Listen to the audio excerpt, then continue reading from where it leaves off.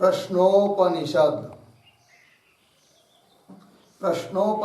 ग्रंथ में तृतीय प्रश्न और इस तृतीय प्रश्न के अंतर्गत आज 6 नंबर की कंडिका है, तो इसका उच्चारण कर लेते हैं। रुधिहेश आत्मा अत्रैतदेकशतं नाडीनां तासां शतमेकैकस्यां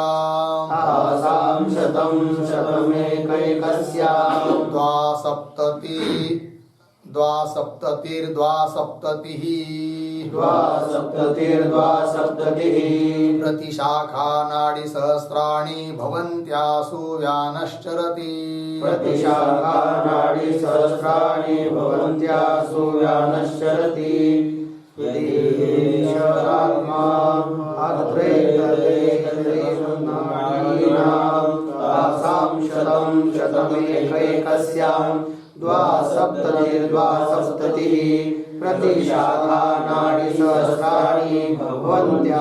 व्यानश्चरति। हृदि हि एषः आत्मा अत्र एतत् एकशतं नाडीनां तासां शतं एकैकस्यां द्वासप्ततिः प्रतिशाखा नाडीसहस्राणि भवन्ति आसु व्यानः चरति। ठीक अन्वय। हि एषः आत्मा रुधि पीछे रुधि आगे अत्र एतत् नाडीनाम् एकशतं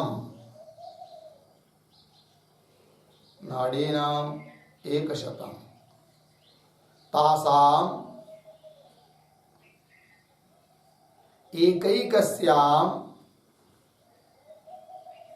एकैकस्यां शतं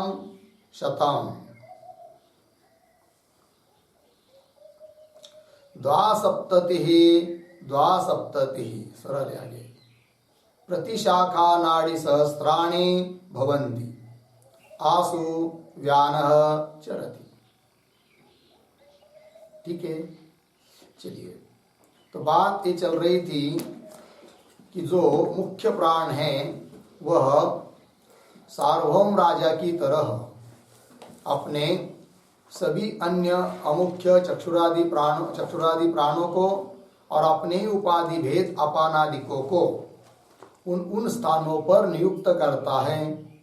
जैसे कोई सार्वभौम राजा अन्य गांवों को अपने अधिकारी व्यक्तियों को नियुक्त करता है, तो फिर वो प्राण किसको कहाँ नियुक्त करता है, तो उसमें से 5 नंबर की कंडिका में इस बात को बताया कि अपान को पायु उपस्थ में नियुक्त करता है और स्वयं जो मुख्य प्राण है वह मुख नासिका के द्वारा संचरण करता हुआ चक्षु और श्रोत्र में स्थित रहता है। और समान नाम का जो एक उसी का भेद है, तो उसको उसने नाभि में स्थित कर दिया, इस बात को बताया था।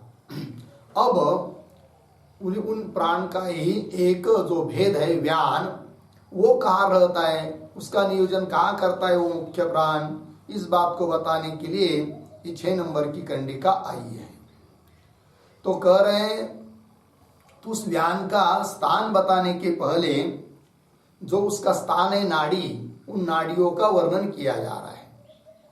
तो कह रहे हैं कि ही एष आत्मा, ही नाम यतो ही क्योंकि यस्मात् कारणात् एष आत्मा, आत्मा अर्थात लिंग शरीर उपाधिक आत्मा अर्थात जीवात्मा रुधि हृदय में रहता है। तो कमल के आकाराकार जो मांस पिंड विशेष है हृदय जिसको बोलते हैं, उस हृदय आकाश में वह रहता है। अब उसको संचरण करने के लिए नाड़ियां होती है, तो ऐसा जो हृदय है उस हृदय में एक अत्र क्या करें, नाड़ीनाम 100, अत्र एतत् नाड़ीनाम 100, उस हृदय में जोड़ी हुई 101 नाड़ियां है कि नहीं। अत्र एतत् नाड़ीनाम 100, ठीक है, तो ये कह दिया। और उसके बाद कह रहे हैं कि तासाम एकैकस्याम शतम शतम, तो 100 कह दिया मतलब 1 और शतम ऐसा लगाना। इसका मतलब हो जाता 101, शतम मतलब 100 और 1 लगा दिया, 100 का अर्थ करेंगे 101 नाड़ियां हृदय में जुड़ी हुई है। और तासाम, उन जो प्रधान नाड़ी उनको कहेंगे, हृदय में साक्षात जुड़ी हुई जो 101 नाड़ियां है उनको क्या कहेंगे, प्रधान नाड़ी। और उस प्रधान नाड़ी में भी एक एक को 100 जुड़ी हुई है, तो एक नाड़ी उसको 100, दूसरी ली उसको 100, तो 100 नाड़ी हो गई, ठीक है। तो वही करे, तासाम एकैकस्याम, एक एक नाड़ी को शतम शतम 100 जुड़ी हुई है। और उतने पर भी नहीं, तो और आगे फिर वो जो नाड़ियां है कि नहीं 100 जुड़ी है, उसमें जो एक एक है तो उसको कितनी है फिर, 72 ही है कि नहीं। प्रतिशाखा नाड़ी सहस्राणी भवंती, ये कह रहे हैं। तो 72,000 नाड़ी जुड़ी हुई है उस एक एक को, ठीक है जी। तो मुख्य हुई 101, उस एक एक नाड़ी को 100, और वो जो 100 है कि नहीं उसमें को भी एक एक को 72,000, ऐसी सब नाड़ियां जुड़ी हुई है, ठीक है। तो मुख्य जो नाड़ी है 101 उनको कहेंगे प्रधान नाड़ी। उस नाड़ी को एक एक को जुड़ी जो 100 नाड़ियां है उसको कहेंगे शाखा नाड़ी। क्या कहेंगे, शाखा नाड़ी। और उस शाखा नाड़ी को भी एक एक को जो 72,000 जुड़ी है कि नहीं उसको कहेंगे प्रतिशाखा नाड़ी। तो क्या होगी, प्रधान नाड़ी, शाखा नाड़ी, प्रतिशाखा नाड़ी। लग गया अर्थ। इस प्रकार 3 प्रकार। तो प्रतिशाखा नाड़ी सहस्राणी भवंती। फिर आगे कह रहे आसु व्यान चरती, आसु आसु नाड़ीशु, इन सभी नाड़ियों में प्राण व्यान नाम का प्राण संचरण करता है, व्यान नाम का प्राण रहता है। हो गया, ये बात कही जा रही है। तो चलिए अब इस कंडिका के शब्दों का अर्थ लिखेंगे। उसके पहले अवतरणिका के रूप में एक वाक्य लिखेंगे। व्यानस्य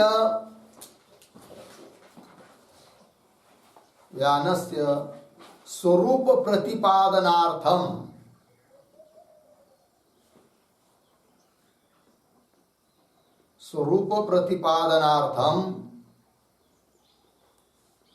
आदौ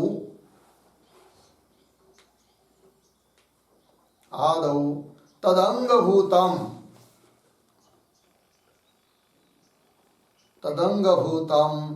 नाड़ीरूपम स्थानम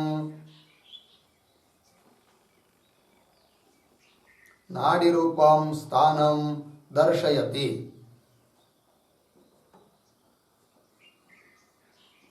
नाड़ीरूपम स्थानम दर्शयति, हृदि इति। ठीक है, अर्थ को देखिए।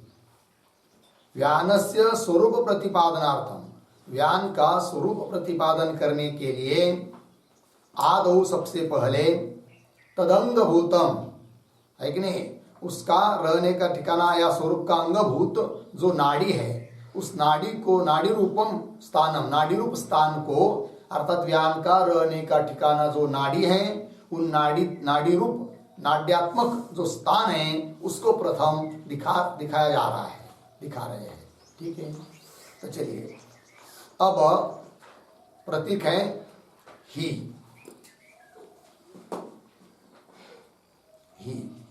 बराबर यस्मात्।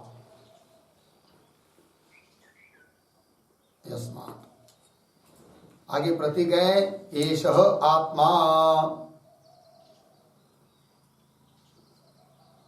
एषः आत्मा बराबर लिंग शरीरात्मकः जीवात्मा।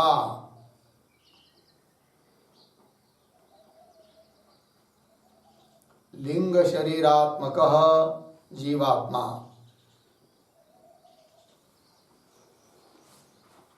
आगे प्रतीक रुधि। रुधि बराबर पद्माकार मांस पिंड। पद्माकार मांस पिंड संबंधी हृदयाकाशे। संबंधी हृदयाकाशे। पद्माकार मांस पिंड संबंधी हृदयाकाशे अस्ति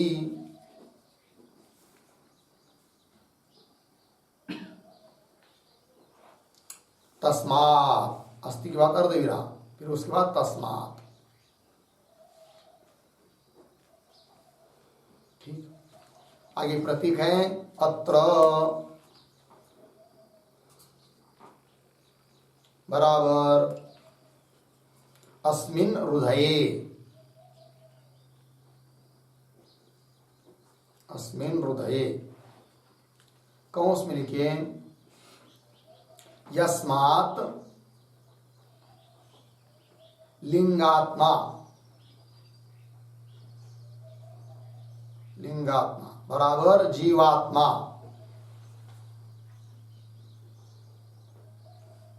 हृदि वर्तते। हृदि वर्तते अर्धविराम तत्संचार मार्ग भूत नाडीनाम।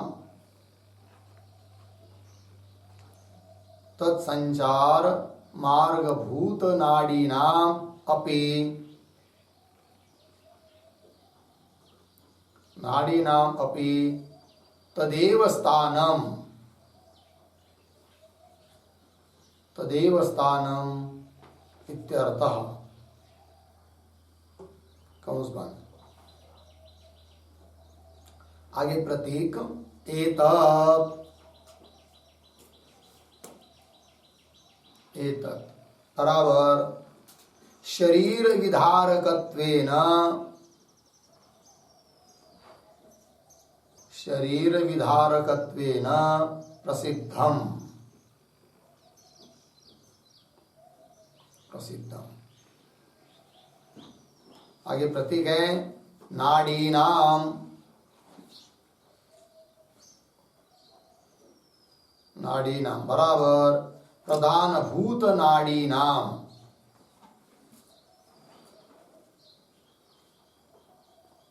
प्रधान भूत नाडीनाम।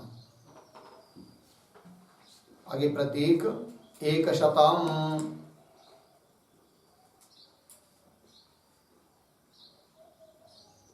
एकशतम बराबर एकाधिकम शतम।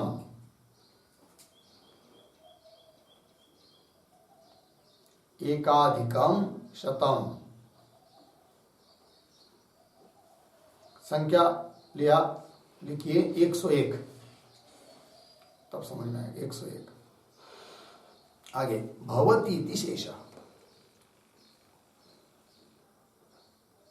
भवती इति शेष। आगे प्रतीक तासाम। तासाम बराबर एकोत्तर शत संख्या का नाम। एकोत्तर शत संख्या का नाम। एकोत्तर शत संख्या का नाम प्रधान भूतानाम नाडीनाम मध्ये। प्रधान भूतानाम नाडीनाम मध्ये। ठीक। आगे प्रतीक एकैकस्याम। एकैकस्याम बराबर एकस्याः एकस्याः नाड्याः।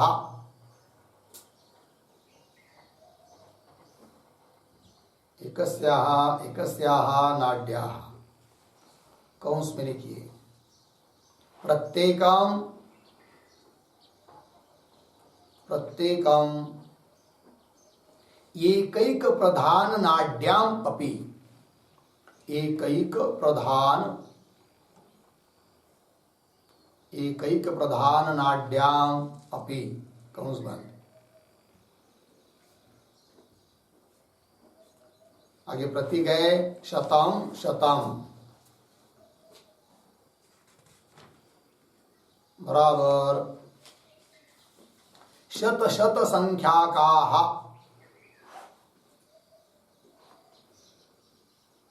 शत शत संख्याकाः शाखा नाड्यः सन्ति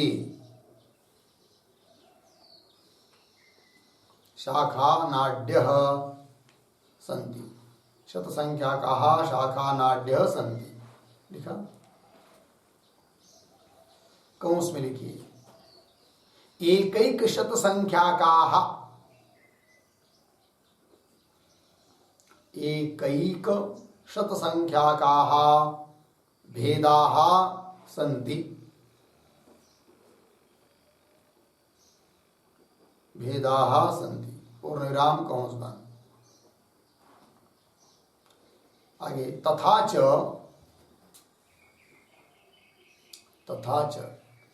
एकोत्तर शतम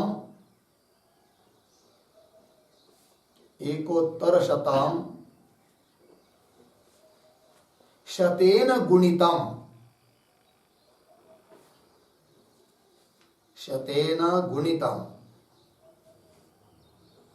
ठीक। संख्या लिया 101 गुना 100 101 बीच में गुणाकार का चिन्ह गुना 100 बराबर 10,100 संख्या लिखते जाइए। 101 संख्या डालना है 101 गुना 100 बराबर 10 0 10,100 हो गया। आगे लिखिए इति जाताः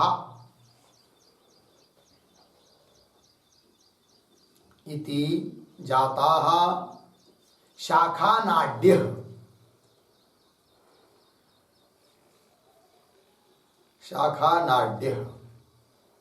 शतोत्तर 10,000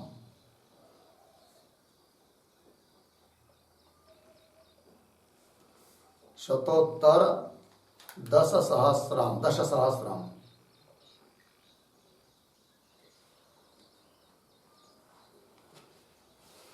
शतोत्तर 10,000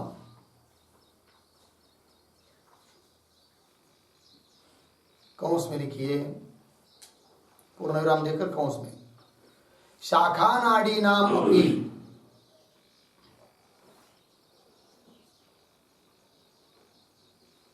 शाखा नाड़ी नाम अपि प्रत्येकम भेदम आह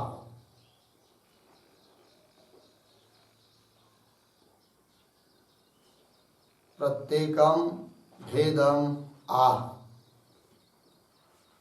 आगे की तरफ बांध देकर कंस बंद।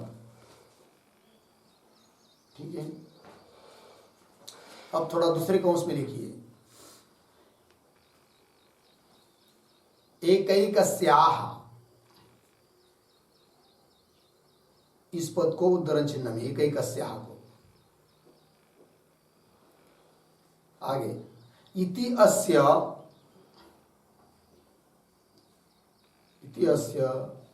देहली दीप न्यायेन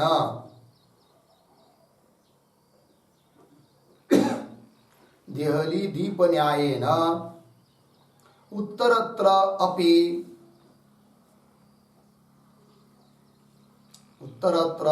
अपि संबंधः कर्तव्यः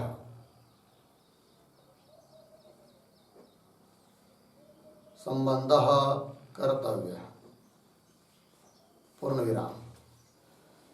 फिर आगे तासाम को भी उद्धरण चिन्ह में लीजिए तासाम इति अस्य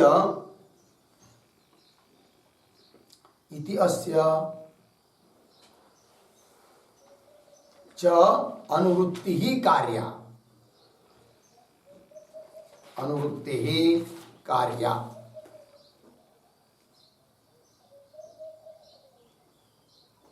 तथा च, तथा च आगे की तरफ बांध देकर कंस बांध, तो आगे प्रतीक लिखिए, कंस में लिखिए प्रतीक को, क्योंकि भी अनुवृत्ति आ रही है, डबल लिया जा रहा है। तासाम कंस में प्रतीक है, तासाम बराबर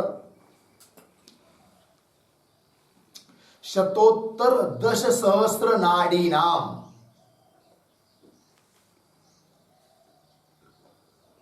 शतोत्तर 10,000 नाड़ीनाम मध्ये, नाड़ीनाम मध्ये, ठीक है।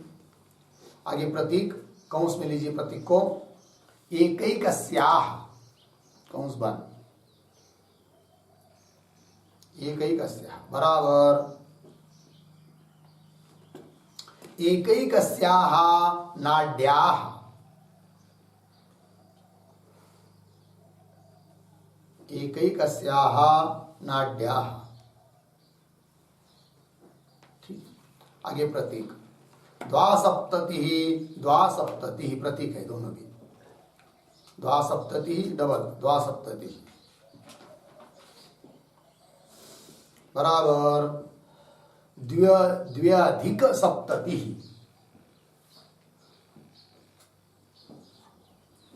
द्व्यधिक सप्ततिः, ठीक। आगे प्रतीक प्रतिशाखा नाड़ी सहस्राणी, प्रतीक है प्रतिशाखा नाड़ी सहस्राणी बराबर प्रत्येकम याहा याहा, प्रत्येकम याहा याहा शाखा नाड्य, शाखा नाड्य तासाम सहस्राणि, तासाम सहस्राणि अर्धविराम एकैकस्याः शाखा नाड्याः,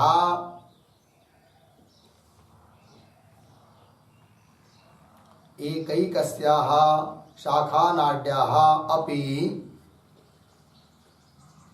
अपि द्वासप्ततिसहस्रभेदाः, द्वासप्ततिसहस्रभेदाः। आगे प्रतीक भवन्ति, भवन्ति बराबर सन्ति, सन्ति पूर्ण विराम कंस में लिखिए प्रतिशाखा नाड़ी सहस्राणि, प्रतिशाखा नाड़ी सहस्राणि बराबर शाखाभ्यः निर्गताः, शाखाभ्यः निर्गताः नाड्यः, शाखाभ्यः निर्गताः नाड्यः प्रतिशाखा नाड्यः,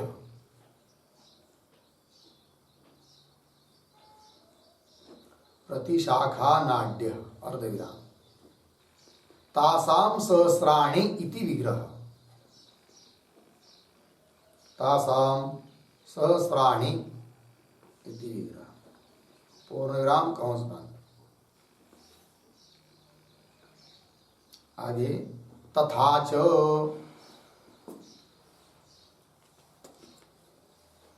तथा च तो संख्या लिखिए 10100 10100 10,000 गुना, गुणाकार का चिन्ह फुली गुना गुना का चिन्ह जानते हैं ना। फिर आगे लिखिए 72,000 72,000 72,000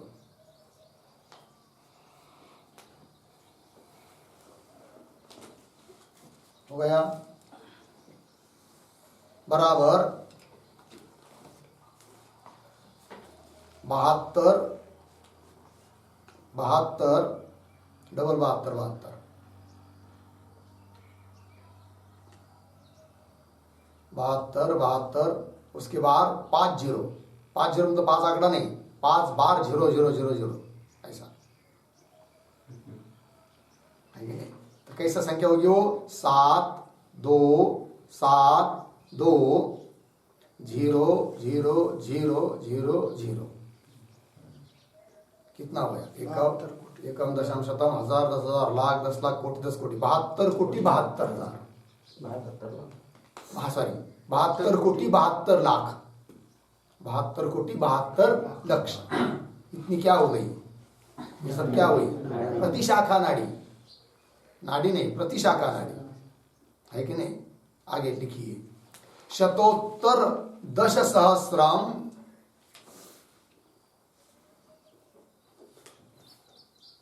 शतोत्तर 10,000 द्वासप्ततिसहस्रेण 72,000 गुणितम जाताः प्रतिशाखा नाड्यः 72,000,00,000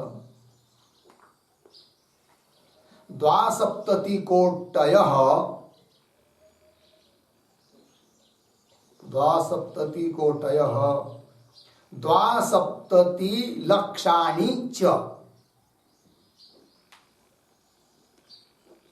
72,000,00,000 च ठीक और मेरा तो एवं है कि नहीं। तो लिखिए नीचे की पंक्ति में लिख सकते एवं प्रधान भूत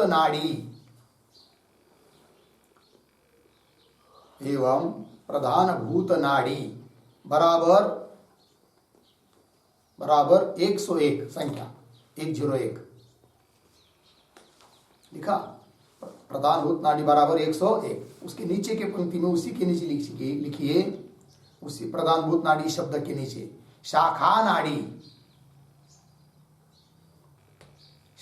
नाड़ी बराबर उस ऊपर 101 था ना उसके नीचे लिखना है 10,100 मतलब 1,0,1,0,0 10,100 लिखा। अब उसके नीचे के पंक्ति में शाखा नाड़ी शब्द के नीचे प्रतिशाखा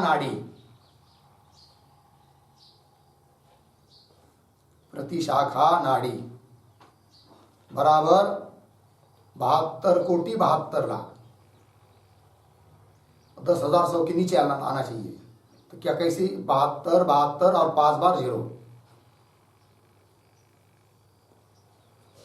72,72,0,0,0,0 इतना। फिर अब उसके नीचे एक अधोरेखा कीजिए लिखा इनके प्लस का चिन्ह देना है बेरीज करना है इसकी। तो लिखिए प्रतिशाखा नाड़ी शब्द था ना उसके नीचे के लाइन में लिखिए सम्मेलने कृते जाताः नाड्यः बराबर संख्या लिखिए 7,2 पुनः डबल 7,2,1,0,0,0 201 हो गया। कैसे? 72 72 10 20 1 तो कितना हुआ? 72 कोटि 72 लाख 10,201 इतनी नाड़ी है सब मिलाकर। हो गया? हाँ, आगे थोड़ा लिखिए। 72 कोटयः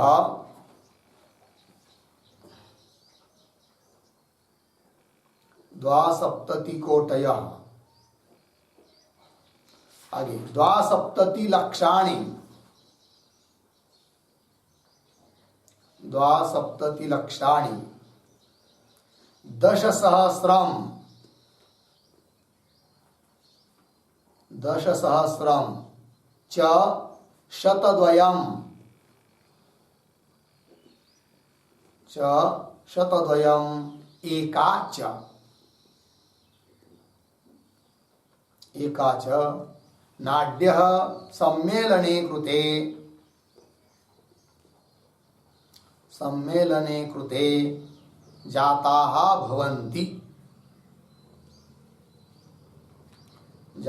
भवन्ति इति ज्ञातव्यम् पूर्ण विराम। आगे कंस में एक वाक्य लिखिए। एवं नाड़ी उक्ता एवं नाड़ी ही उक्त्वा व्यानस्य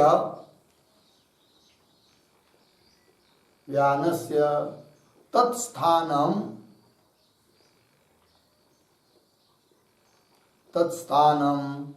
आह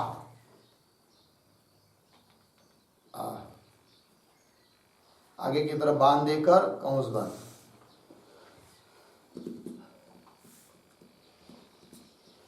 आगे प्रतीक आसु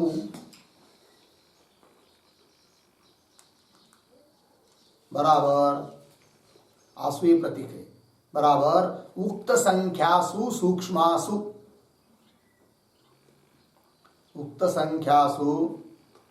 सूक्ष्मासु सर्वासु अपि नाडीषु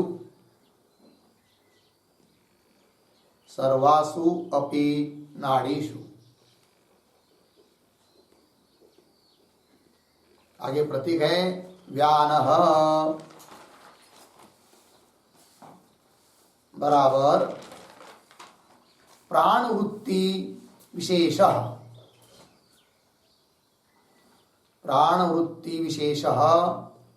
व्यान रूपः प्राणः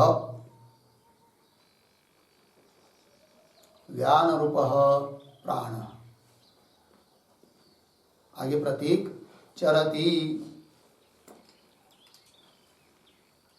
बराबर गच्छति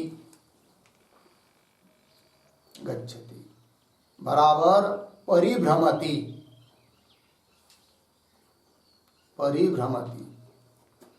पूर्ण विराम। एवं नाड़ी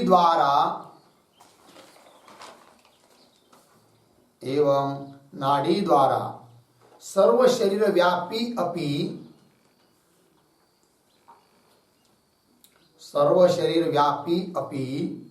व्यानः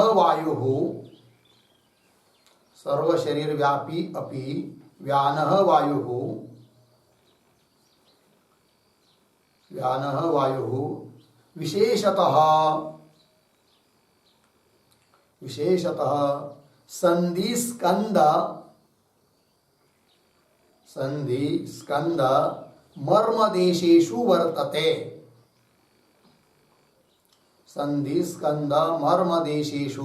वर्तते इति भावः।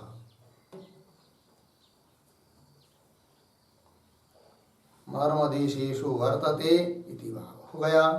चलिए हो गया लिखना, अर्थ देखेंगे। ही यस्मात् जिस कारण से कि यह आत्मा अर्थात लिंगात्मा, लिंग शरीर है उपाधि जिसकी, ऐसा आत्मा जीवात्मा हृदय में रहता है हृदय का मतलब पद्माकार, पद्म कहते कमल को, कमल के आकार का एक मांस पिंड विशेष, उसके संबंधी जो आकाश है, क्योंकि उस कमलाकार पद्माकार जो मांस पिंड है उसका नाम है हृदय, और उसके संबंधी जो आकाश उसको कहते हृदय आकाश। और उस हृदय आकाश में रहता है कौन?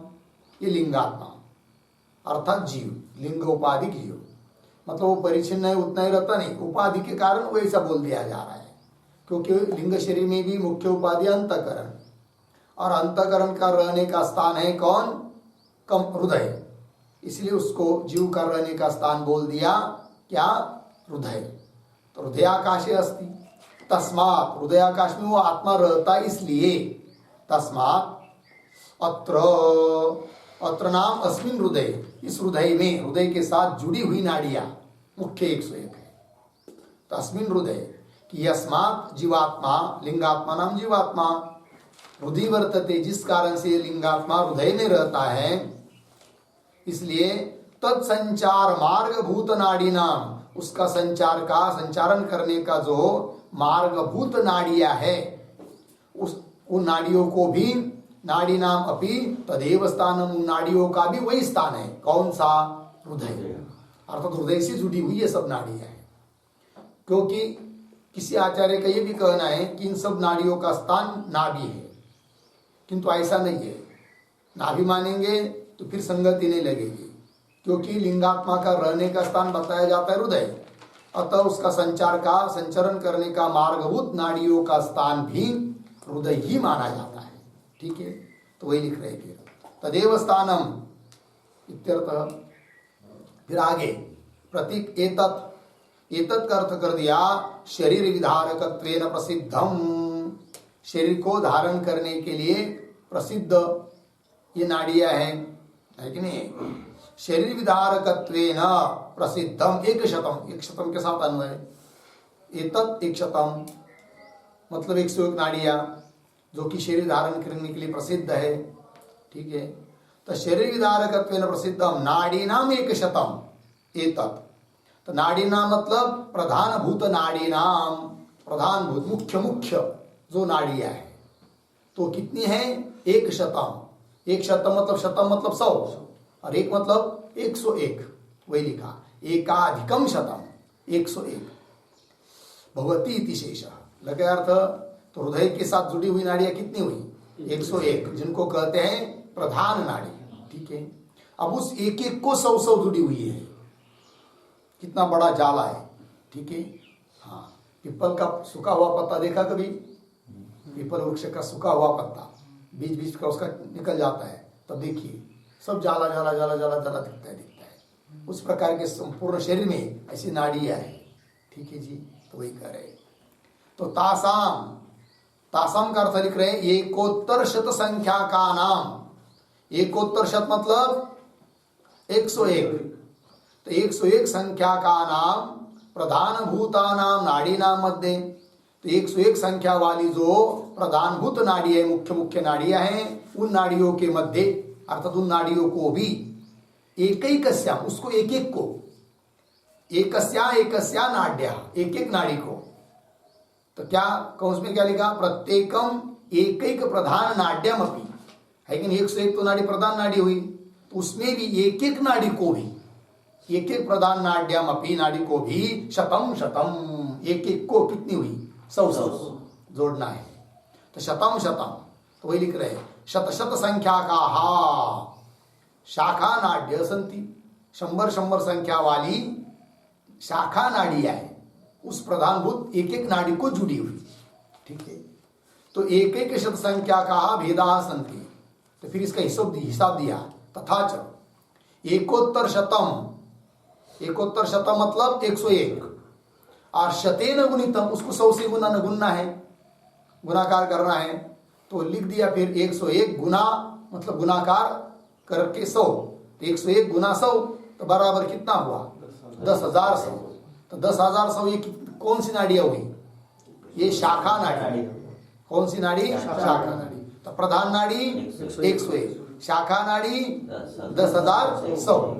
ठीक है, इति जाता शाखा नाड्य शतोत्तर 10,000 मतलब 10,100। आगे शाखा नाड़ी नाम अपनी प्रत्येकम भेदम आह। अब शाखा नाड़ी तो हो गई 10,100, उसके भी एक एक के कितने भेद हैं उसको अब बताने जा रहे हैं, ठीक है ना। तो वही कह रहे। तो यहां पर आगे का वाक्य लगाने के लिए थोड़ा कुछ बताया जा रहा है बीच में। मूल कंडिका में रुधि ही एष आत्मा अत्र एतत् 100 नाड़ीनाम, है कि नहीं। तो 100 तक चिंतन हुआ कि नहीं। अत्र एतत् 100 ये बताया, लग गया इतना। फिर ये भी लिया ना क्या, तासाम नाड़ीनाम।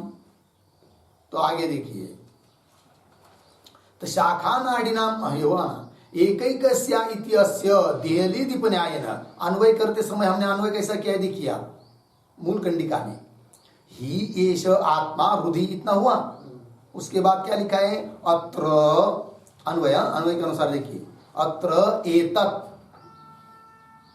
नाड़ीनाम 100 है कि नाड़ियों का 100 हुआ, मतलब क्या हुआ 101 नाड़ी हुई, हृदय को जुड़ी हुई।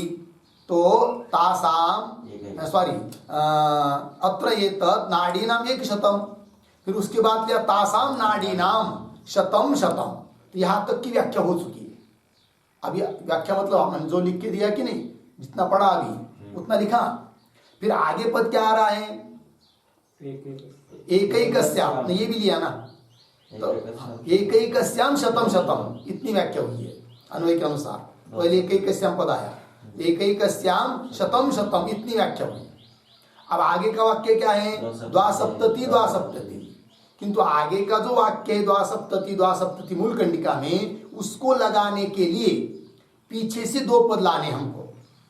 तो पीछे से कौन कौन पद लाना है, एक तो लाना है एकैकस्याम और एक लाना है तासाम। तो उनमें तासाम की अनुवृत्ति ले आएंगे, तासाम की क्या करेंगे अनुवृत्ति, और एकैकस्याम को क्या करेंगे देहली दीप न्याय से आगे भी मानेंगे, पीछे भी जुड़ा आगे भी। देहली दीप न्याय क्या होता है, जैसे पुराने समय में अभी भी करते होता है, तो 2 रूम होती है, आगे की पीछे की, बीच में एक दीवार होती है, आधा दीवार होती है, और या उसमें कुछ क्या रखते हैं, उसको क्या बोलते हैं हिंदी में, खाता कि वह खिड़की समझिए, है कि नहीं, गवाक्ष। और पुराने समय में क्या था, वो मिट्टी का तेल का दिया जलता था। तो 2 कहाँ से जलाएंगे, फिर खर्च होता है, आगे के रूम में एक, पीछे के रूम में एक। इसकी बजाय वो जो बीच में दीवार है कि नहीं, दोनों रूम के बीच में गवाक्ष या आधी दीवार होती है, उसके ऊपर रख देते हैं उस क्या मिट्टी तेल के दीपक को। तो दीपक क्या करता है, आगे की ओर भी प्रकाश देता है, आगे के रूम में, और पीछे के रूम में भी प्रकाश देता है, दोनों तरफ काम आता है कि नहीं। इसको बोलते हैं क्या देहली दीप न्याय, है कि नहीं। या संडास बाथरूम हो 2 रूम और बीच में एक सांदा रखकर एक ही लाइट लगा देते हैं कोई लोग, तो उसका प्रकाश इधर भी होता है इधर भी होता है, उसको कहते हैं देहली दीप न्याय। उस प्रकार ये जो बीच वाला पद आया कि नहीं एकैकस्याम, तो उसकी व्याख्या तो हो चुकी है पीछे, किंतु बीच में है, तो उसको आगे का वाक्य लगाने के लिए भी ले आते हैं, है कि नहीं। वही तो वही आपको लिख के दिया है, एकैकस्या इति अस्य मतलब इस पद को देहली दीप न्याय न उत्तरत्रापि संबंध कर्तव्य, इस पद का संबंध उत्तर वाक्य के साथ भी करना है, देहली दीप न्याय से हुआ इतना। और तासाम इति अस्य, तासाम इस पद की क्या लाना है अनुवृत्ति, तासाम इति अस्य अनुवृत्ति च कार्या, अनुवृत्ति ले आनी है। फिर कैसी व्याख्या होगी भाई, तो तथा च आगे फिर प्रतीक कर दिया तासाम, तो तासाम की व्याख्या तो एक बार हो चुकी है, दोबारा अनुवृत्ति करके लाया, इसलिए कौंस में लिख दिया उस प्रतीक को। तो उसका अर्थ कर रहे फिर तासाम शतोत्तर 10,000 नाड़ीनाम मध्ये, शतोत्तर 10,000 मतलब 10,100 ये नाड़ियां। इनको क्यों कौन सी नाड़ियां कह दिया है, शाखा नाड़ी। शतोत्तर दश सहस्र नाड़ी नाम मध्ये, फिर आगे एकैकस्याः, ये भी प्रतीक है, कंस में लिख दिया है। उसका अर्थ कर दिया एकैकस्याः नाड्याः, उस 10,100 जो नाड़ियां है उनको भी एक एक नाड़ी को कितनी नाड़ियां हो जाती है? तो द्वासप्तति द्वासप्तति, मतलब द्व्यधिक सप्तति सहस्राणी, अर्थात 72,000 एक एक को। लग गया कि नहीं? तो द्वासप्तति द्वासप्तति मतलब द्वासप्तति का अर्थ होता है 72, तो 72,000 एक एक को जोड़ना, इसलिए द्विरुक्ति हुई। फिर सहस्र पद कहां से लाया? तो आगे आया है प्रति शाखा नाड़ी सहस्राणी, तो द्वासप्तति द्वासप्तति प्रति शाखा नाड़ी सहस्राणी, अर्थात प्रति शाखा नाड़ी कितनी हो जाती है? 72,000 एक एक को। तो 10,100 ये नाड़ी हुई शाखा नाड़ी, और उस 10,100 नाड़ी में से एक एक नाड़ी की हो जाती है कितनी? 72,000। ठीक है, वही लिखा है।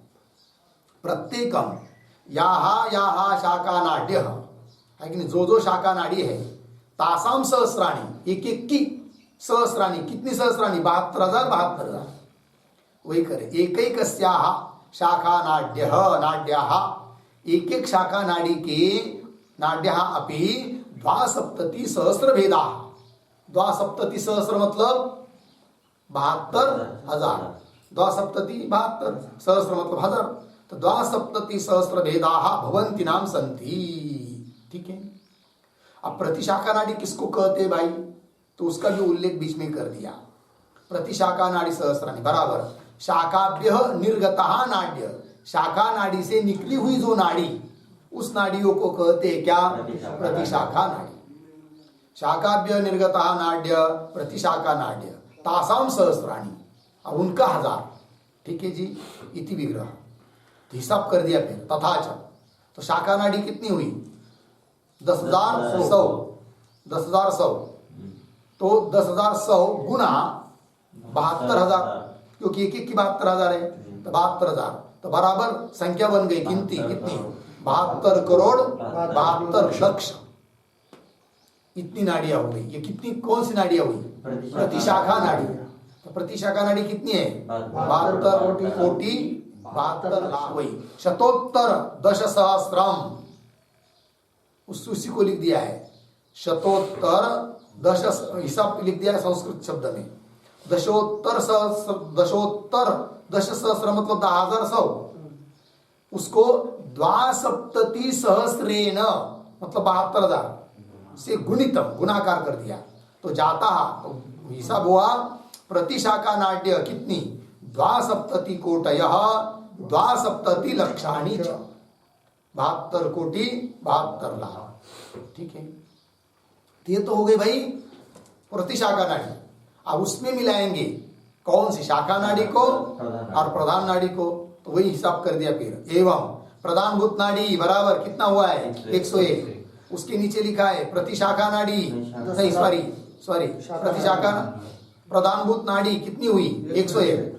उसके नीचे लिख दिया शाखा नाड़ी बराबर 10,100, है कि नहीं? फिर उसके नीचे लिखा है प्रतिशाखा नाड़ी कितनी? 72 कोटि 72 लाख, और सबको सम्मेलन कर दिया, मिला दिया, बेरीज कर दिया, तो सम्मेलने कृते जाता, तो कुल मिलाकर सब नाड़ियां कितनी हुई? 72 कोटि 72 लाख 10,201, इतनी नाड़ियां है अपने शरीर में। लग गया जी? उतने नाड़ियों में कंठ में कई एक नाड़ी है, हिता नामक नाड़ी जिसमें स्वप्न पड़ता है कि नहीं? चलो वो बात अलग है। आगे तो इसी को संस्कृत में लिख दिया द्वासप्तति कोटयः द्वासप्तति लक्षाणि दश सहस्रम शतद्वय मतलब 200 एकाच, आगे एक है कि 201 एकाच नाड्यः सम्मेलने कृते जाताः भवन्ति इति ज्ञातव्यम्। इतनी नाड़ियां है। आगे एवं नाड़ी युक्ता व्यानस्य तत्स्थान, नाड़ी तो बता दी, अब व्यान का स्थान बता रहे, तो वही करें। आसु, आसु शब्द का अर्थ लिख रहे हैं उक्त संख्यासु सूक्ष्मासु सर्वासु अपि नाड़ीषु, ऊपर कही हुई जो संख्या है सूक्ष्म नाड़ियां की, सूक्ष्म सभी नाड़ियां, उन सभी नाड़ियों में जितनी शरीर में नाड़ियां है 72 कोटि इत्यादि, तो सभी नाड़ियों में रहता है कौन? व्यान, व्यान नाम का प्राण। तो व्यान, व्यान नाम प्राण वृत्ति विशेष, व्यान रूप प्राण, प्राण वृत्ति का ही एक विशेष भेद जो व्यान रूप प्राण है वह चरति, चरति गच्छति, परिभ्रमति, संचरति, घूमता है। एवं नाड़ी द्वारा सर्व शरीर व्यापी अपि व्यान, इस प्रकार नाड़ी के माध्यम से सर्व शरीर में व्याप्त है कौन? व्यान। तो भी व्यान वायु तो व्याप्त है, तो भी विशेषतः विशेष रूप से उसके कुछ स्थान बताए जाते हैं। वो कौन है? संधि, स्कंद, मर्म देशेषु वर्तते। संधि मतलब वही संधि भाग, सांधे, स्कंद आदि खांदे, मर्म देश मार्मिक ठिकान जो होते हैं कि नहीं, शरीर में जो जो मर्म स्थान होते हैं उनमें भी उनमें विशेष करके रहता है कौन? व्यान नाम का प्राण। ठीक है ना जी। मर्म स्थान बहुत सारे, हृदय, आंख आदि, शीर, जो भी कुछ शरीर के पार्ट विशेष होते की नाही, मर्मस्थान, मर्मावर लागलं असं म्हणतो ना आपण, तसं झालं। चलिए भाई, ये हुआ भाई स्कंदिका के शब्दों का अर्थ हुआ, स्पष्ट हुआ। फिर अब आगे चलिए भाष्य। तो भाष्य में देखिए, रुधि ही एषः, ये प्रतीक है, रुधि ही एषः। आगे पुंडरीकाकार मांस पिंड परिचिन्ने हृदयाकाशे, एषः आत्मा, आत्मा प्रतीक, उसका अर्थ कर रहे आत्मना संयुक्त लिंगात्मा, पूर्ण विराम, थोड़ा अन्वय। ही एषः, मिला, ही एषः। फिर पुनः आगे बीच में आया है एषः, आत्मा, आत्मना संयुक्त लिंगात्मा, शुरू में रुधि, आगे पुंडरीकाकार मांस पिंडा, पुंडरीकाकार मांस पिंड परिचिन्ने हृदयाकाशे निवसति इत्यर्थः। शेष वाक्य, शेष शब्द ले लेना है, निवसति। अर्थ देखिए, तो ही एषः प्रतीक है, उसका अर्थ कर रहे एषः आत्मा, ये शब्द से लिया कौन? आत्मा। कौन आत्मा? आत्मना संयुक्त लिंगात्मा, लिंगात्मा, लिंगात्मा मतलब लिंग शरीरोपाधिक आत्मा, अर्थात जीवात्मा। ठीक है, तो आत्मा से, शुद्ध आत्मा से संयुक्त जो लिंग शरीर, उससे युक्त जो आत्मा, लिंगात्मा। ठीक है, तो वह लिंगात्मा क्या जी? तो रुधि, रुधि मतलब, तो रुधि का अर्थ कर रहे पुंडरीकाकार मांस पिंड परिचिन्ने हृदयाकाशे। पद्म, पुंडरीक, पुंडरीक कहते कमल को, तो पुंडरीक अर्थात कमल के आकार, आकार जैसा जो मांस पिंड है, उस मांस पिंड से परिचिन्न, मांस पिंड के अंतर्गत, उस मांस पिंड के अंतर्गत आया हुआ जो आकाश, जिसका नाम है हृदयाकाश, उस हृदयाकाश में रहता है कौन? लिंगात्मा। ठीक है जी, तो निवसति, ये बात हो गई, वाक्य पूरा हुआ। ठीक है, तो मूल मंत्र में रुधि ही एष आत्मा, इतने की व्याख्या हुई, हो गया। अब इस भाष्य में तो आत्मना संयुक्त लिंगात्मा ये पद आया है कि नहीं, उस पर एक वाक्य लिखते, टिप्पणी। वन्य उपादेः,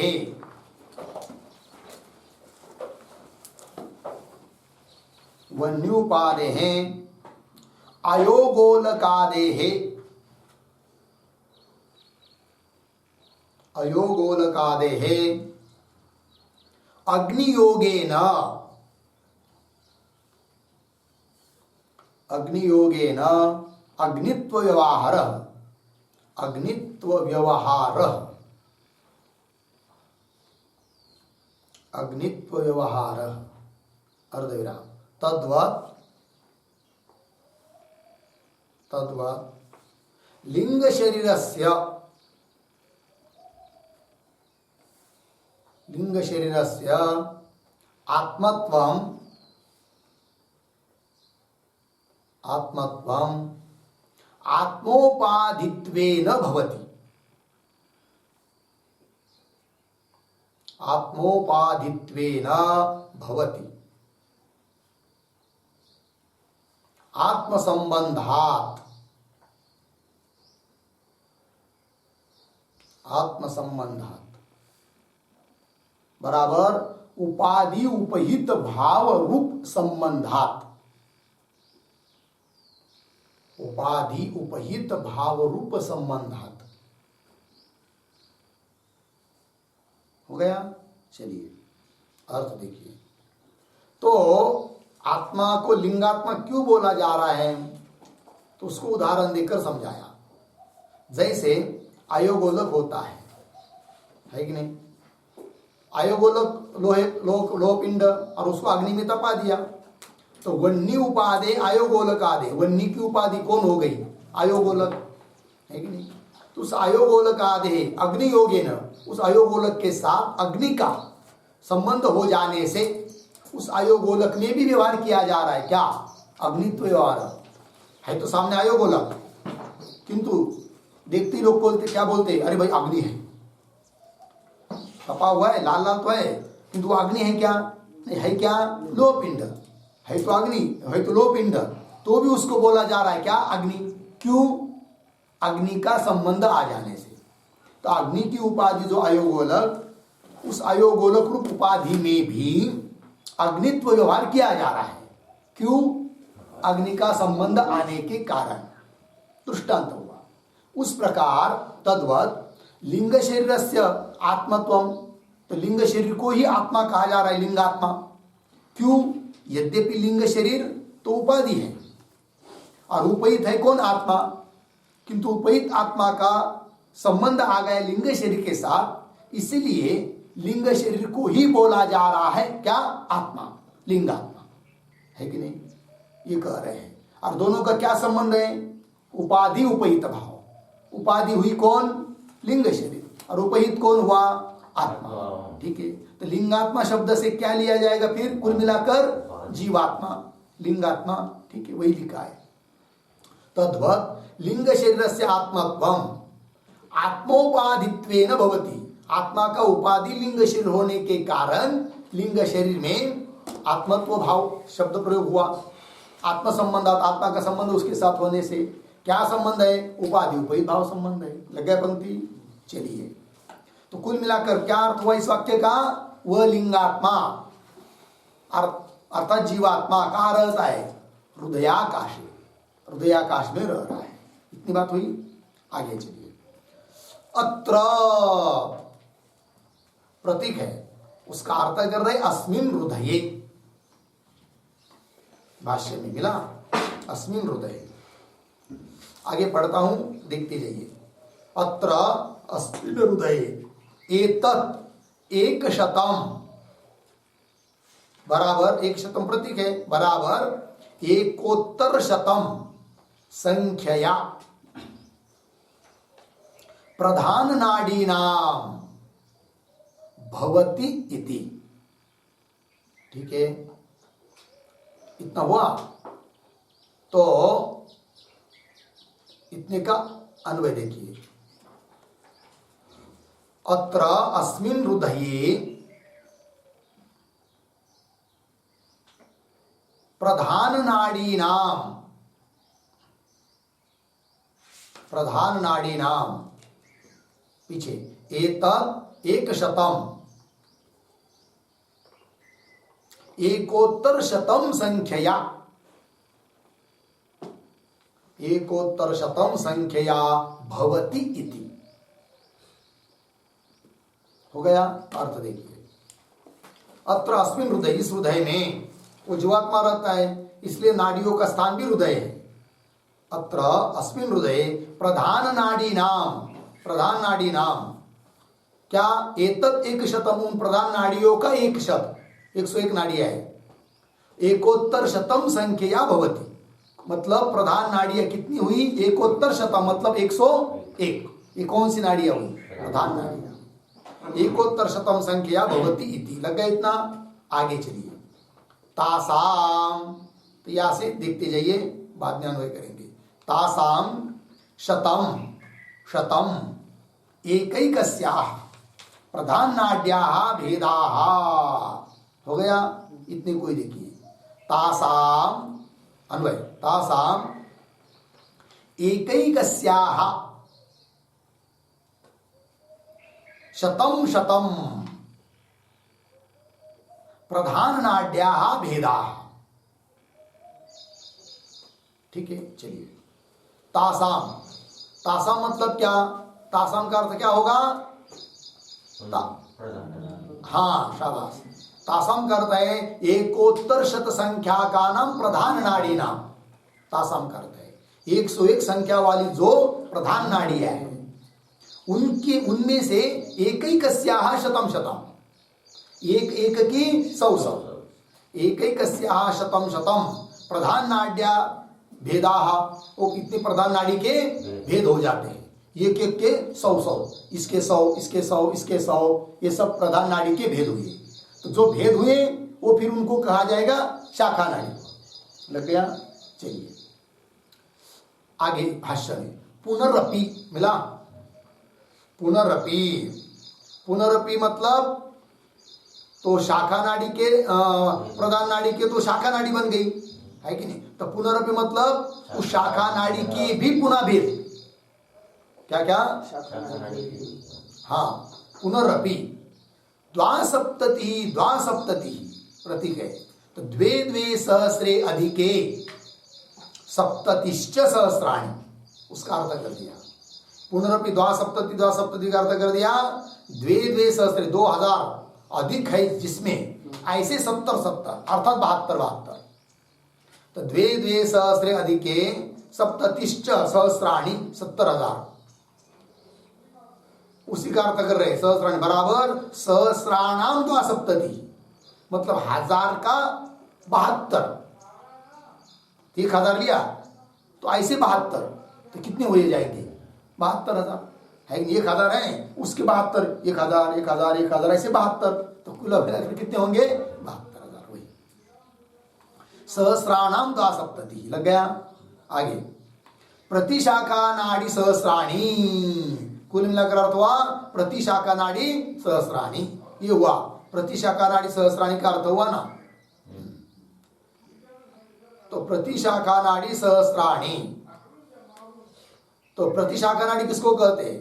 शाखा से निकली हुई जो अल्प नाड़ियां होती है उसको कहती है प्रतिशाखा नाड़ी। तो प्रतिशाखा के उस पर एक वाक्य लिखिए, प्रतिशाखा का अर्थ बताते हैं। शाखाभ्यः निर्गताः,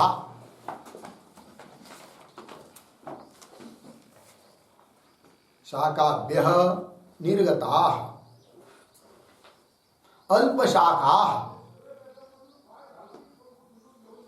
अल्पशाखाः प्रतिशाखाः बराबर उपशाखाः भवन्ति इत्यर्थः। अर्थ देखिए, शाखाओं से निकली हुई निर्गताः, जो अल्प शाखा होती है कि नहीं, उसको कहते प्रतिशाखा, उसी को दूसरा नाम है उपशाखा। ठीक है, चलिए आगे। प्रति प्रति नाड़ी शतम संख्या प्रधान नाड़ी नाम सहस्राणी भवन्ति, मिला वाक्य? अंतिम वाक्य देखिए, प्रति प्रति नाड़ी शतम संख्या प्रधान नाड़ी नाम सहस्राणी भवन्ति, इतने का अन्वय। तो कैसा पढ़ता हूं देखिए, प्रधान नाड़ी नाम प्रति प्रति नाड़ी शतम संख्या सहस्राणी भवन्ति। अर्थ देखिए, प्रधान नाड़ी नाम मतलब प्रधान नाड़ियों में से प्रति प्रति नाड़ी शतम, प्रत्येक 100 नाड़ियों में पुनः संख्या सहस्राणी, अर्थात एक एक प्रधान नाड़ी के हजारों हजारों भेद हो जाते हैं। ये बात कह दी, हो गया। आगे चलिए, खिड़की बंद करा। आगे देखिए, प्रतीक है आसु, आसु अर्थ कर रहे नाड़ीशु। व्यान वायु चरती, मिला पंक्ति, आसु मतलब इन नाड़ियों में व्यान नाम का वायु चरति। व्यान मतलब किसको कहते हैं? व्यान व्यापकात, व्यापकात व्यान है कि नहीं? जो संपूर्ण शरीर में व्याप्त होकर रहता है उसी का नाम है क्या? व्यान। व्युत्पत्ति बताई, व्यापकात व्यान। आगे चलिए, किस प्रकार वो समस्त संपूर्ण शरीर में व्याप्त है व्यान वायु, उसको दृष्टांत देकर बता रहे हैं। आदित्यात् इव रश्मयः हृदयात् सर्वतोगामिनीभिः नाडीभिः सर्वदेहं संव्याप्य व्यानः वर्तते। ठीक है, थोड़ा अन्वय करेंगे। तो आदित्यात् रश्मयः इव, मिला पंक्ति, आदित्यात् रश्मयः इव, आगे हृदयात् सर्वतोगामिनीभिः नाडीभिः, सर्वतोगामिनीभिः नाडीभिः, आगे व्यानः, पीछे सर्वदेहं संव्याप्य वर्तते, सर्वदेहं संव्याप्य वर्तते। ठीक है, अर्थ देखिए भाई। आसु नाडीषु, नहीं वो तो हो गया ना, आदित्यवत, आदित्यात् रश्मय इव, या चल रहा है। आदित्य कहते सूर्य, सूर्य से जैसे हजारों हजारों रश्मियां निकलती है उस प्रकार हृदयात्, हृदय से सर्वतोगामिनी नाड़ी, गामिनी भी नाड़ी भी, सर्वतोगामिनी भी मतलब संपूर्ण शरीर में व्याप्त जो नाड़ियां है, मूल स्रोत कहाँ है? हृदय। तो हृदय से सबका कनेक्शन है। तो हृदयात् सर्वतोगामिनी भी नाड़ी भी, ऐसे उन सभी नाड़ियों के द्वारा व्यानः, व्यान नाम का वायु प्राण सर्वदेहं संव्याप्य, संपूर्ण देह को व्याप्त करके वर्तते रहता है। इसलिए कहा जाता है व्यापनात् व्यान, व्यापक होने से वह व्यान है। ठीक है जी, आगे चलिए। स्कंद, अब तो व्यान नाम का जो प्राण है उसका तो ऐसा समस्त संपूर्ण शरीर बताया, तो भी उसके विशेष स्थान भी कुछ होते हैं, उसको बता रहे अब। संधि स्कंद मर्म देशेषु विशेषेण प्राणापान वृत्त्योश्च मध्ये उद्भूत वृत्ति वीर्यवत् कर्मकर्ता भवति। वीर्यवत् कर्मकर्ता भवति कह? व्यान। ठीक है जी, ये बात देखिए। तो संधि, सांधे जिसको हम बोलते हैं संधि, स्कंद और मर्मदेश, उनमें विशेष रूप से रहता है, विशेषतः, विशेषेण, विशेष रूप से रहता है।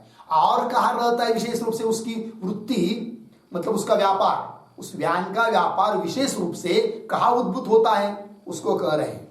तो संधि स्कंद मर्मदेशेषु विशेषेण, विशेषेण प्राणापान वृत्त्योश्च मध्ये, प्राण और अपान की जो वृत्ति मतलब प्राण का व्यापार, अपान का व्यापार, उन दोनों के बीच में मतलब क्या? तो प्राण का व्यापार है उच्छ्वास, है नहीं? प्राण का व्यापार है कौन? श्वास लेना। और अपान का वाहन है, व्यापार है उच्छ्वास निकालना। तो श्वास जब आता है तो प्राण का व्यापार हुआ, श्वास निकलता है तो अपान का व्यापार।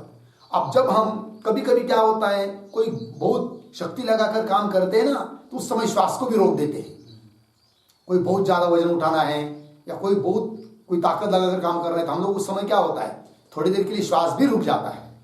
श्वास का रुकना मतलब प्राण और अपान की गति रुकना है।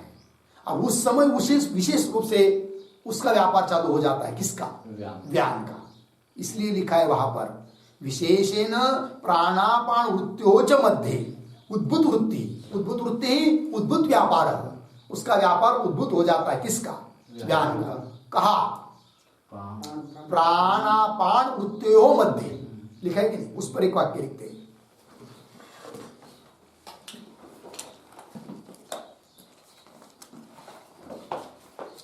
प्राणापान वृत्त्योः, प्राणापान वृत्त्योः बराबर उच्छ्वास निश्वासयोः, उच्छ्वास निश्वासयोः अभावे अभावे व्यानवृत्ति व्यानवृत्ति कंस में लिखिए कुंभक कंस बंद व्यानवृत्ति उद्भवती। ठीक है, अर्थ देखिए, प्राण और अपान का जो व्यापार उच्छ्वास और निश्वास उनका जब अभाव हो जाता है तब व्यानवृत्ति उद्भूत होती है। व्यान का व्यापार विशेष करके दिखाई देता है, कुंभक जैसी स्थिति होती है। वो प्राण अपान श्वास निश्वास को क्या करते हैं हम लोग, रोक के काम करते हैं कि नहीं, तो कुंभक जैसी स्थिति होती है। ठीक है, वही कह रहे हैं विशेषेण प्राणापान वृत्त्योः मध्य उद्भूत वृत्ति। और कैसा वो, वीर्यवत कर्म करता है ना, मतलब पराक्रम युक्त कर्मों का करने वाला, शक्ति लगाकर कर्म करने वाला होता है। कौन, व्यान, वही बताया वीर्यवत कर्म करता भवति। हो गया जी, ये हुआ व्यान का विवेचन। अब एक रह गया कौन, उदान, उसका विचार हम लोग करेंगे। ओम पूर्णमदः पूर्णमिदं पूर्णात् पूर्णमुदच्यते पूर्णस्य पूर्णमादाय पूर्णमेवावशिष्यते। ओम शांति शांति शांति।